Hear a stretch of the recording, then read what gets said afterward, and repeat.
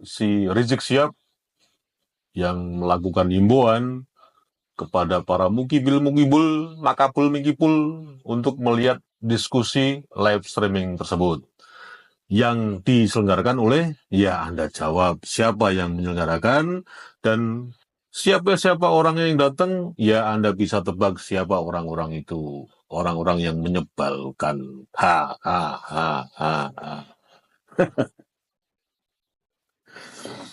Nah, mari kita berpikir, mari kita kritis, dan mari kita menelusuri bersama. Yang melakukan skenario, yang melakukan upaya-upaya,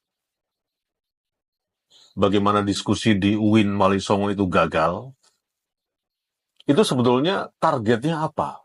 Coba kita berpikir. Sekali lagi, puncaknya itu apa gitu loh. Si penggagal itu. Anda berpikir kan? Anda sudah punya dugaan kan? Anda juga udah nebak-nebak kan?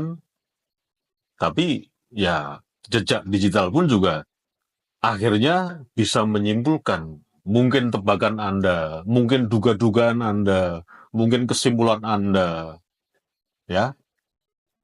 Jadi target puncaknya pihak-pihak yang menggagalkan diskusi di UIN Walisongo Semarang itu bukan masalah gagalnya itu atau bukan masalah agar tidak terjadi,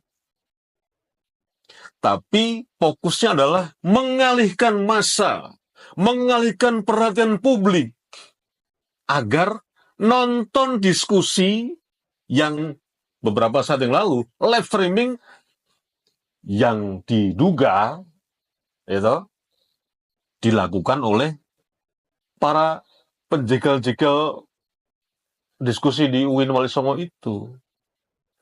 Dan siapa yang menyelenggarakan diskusi secara live? Jadi masyarakat biar nonton itu terfokus di situ, gitu loh. Kemudian yang kedua, Kiai Haji Maduddin, Rhoma Irama, Dr. Manakem Ali, Dr. Sugeng, dan yang lainnya kan tidak hadir tuh di diskusi live streaming yang dilakukan oleh ASU. Itu juga bahan yang sangat empuk, gurih untuk dipraming.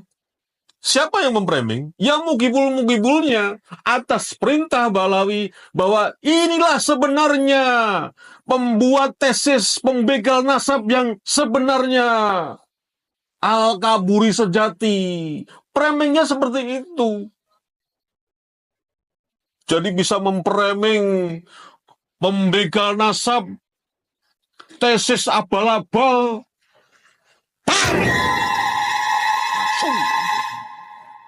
Dan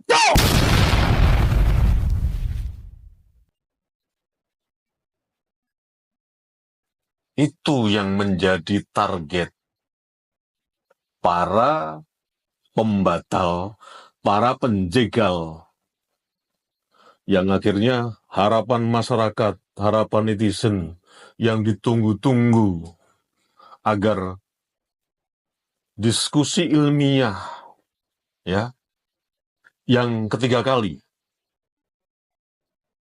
tapi ternyata tidak terrealisasi karena banyak oknum yang punya kepentingan ngelanyut, jilati pantat Balawi dan berhasil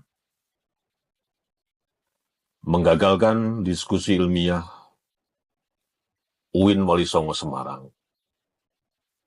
Dan itu diskusi yang 2 kali gagal. Yang pertama sukses kan di UIN Ciputat. Tapi yang kedua di Jogja gagal. Di Semarang gagal. Di Jakarta atau di Semarang saya lupa. Tapi 3 kali diskusi di UIN yang berbeda tempat, hanya pertama kali yang sukses. Itu pun juga direcokin Balawi dengan debat Banten telek bedret. Tapi Kita ini memang tidak kehabisan akal, tidak kekurangan ide, dan tidak kekurangan tempat. Faktanya, tanggal 10 September,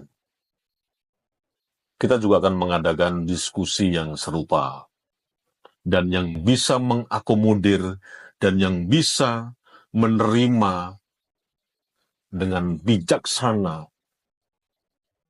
Sementara ini hanya Keraton Ngayogyakarta Hadiningrat. Akhirnya kembali juga kepada suhunya, ya, kepada suhunya. Yang jelas-jelas Keraton Ngayogyakarta itu memang punya keterkaitan sejarah yang orisinal mengenai siapa klan Ba'alawi ini. Jadi tetap bersemangat, terus menyuarakan busuknya klan Ba'alawi di tengah-tengah banyak kepentingan-kepentingan para pejabat-pejabat tinggi Indonesia yang masih jilat-jilat pantatnya Ba'alawi, dan terus bagaimana caranya menggagalkan perjuangan-perjuangan ini yang terus menyuarakan tentang busuknya klan Ba'alawi, tentang nasabnya yang gak penting lagi buat negeri ini. Indonesia tercinta, merdeka. Wassalamualaikum warahmatullahi wabarakatuh.